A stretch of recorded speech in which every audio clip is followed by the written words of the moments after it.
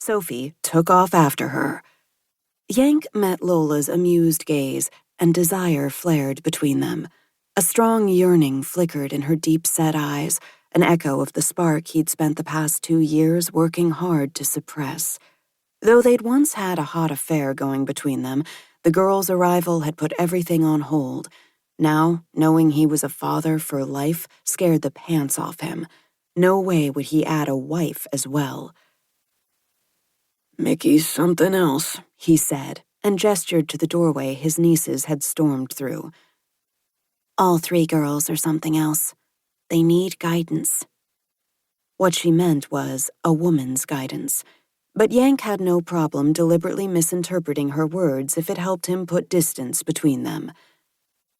"I think you got a point. Micki does need guidance. So maybe you'd better go give the young one a few pointers on being one of the guys. You'd probably be good at that." He let that sink in. "She's obviously trying way too hard to be a woman."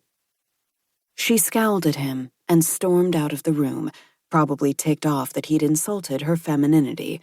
He let out a groan. Well, she'd steered clear of him for a while, which was exactly what he wanted. And with those words, Yank sealed both Micki's upbringing and his own fate for the next 16 years. Chapter 1.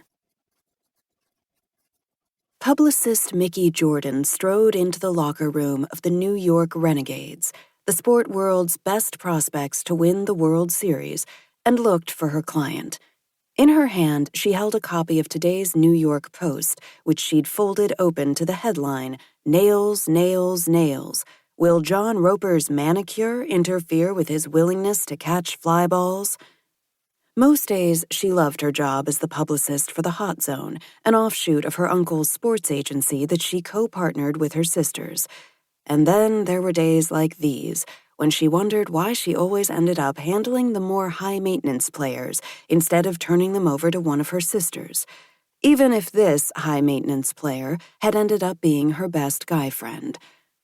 Micki already knew the reason Annie and Sophie delegated the tougher athletes to her.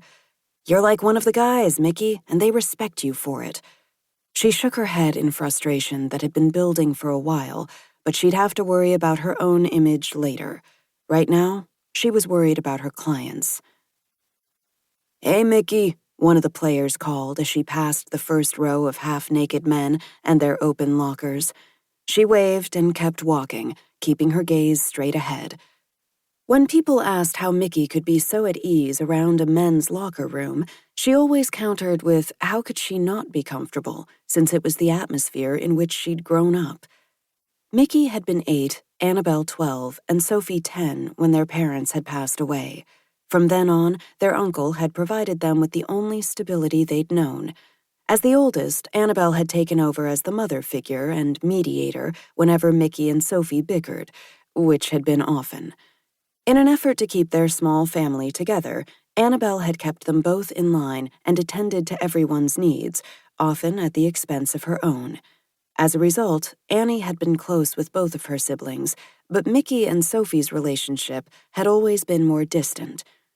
While Annabelle and Sophie had been girly girls, Micki had latched on to Uncle Yank, tailing after him everywhere he went, locker rooms included.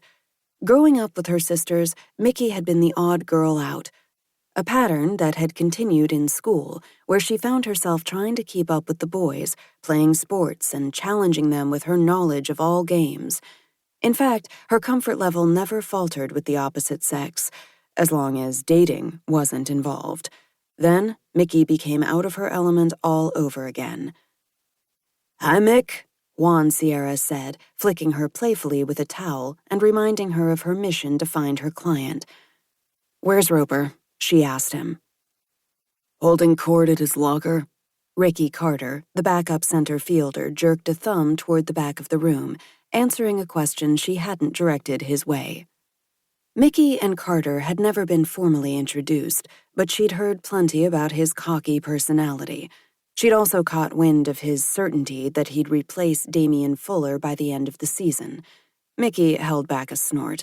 She'd pay good money to see Ricky Carter try to take on the team captain.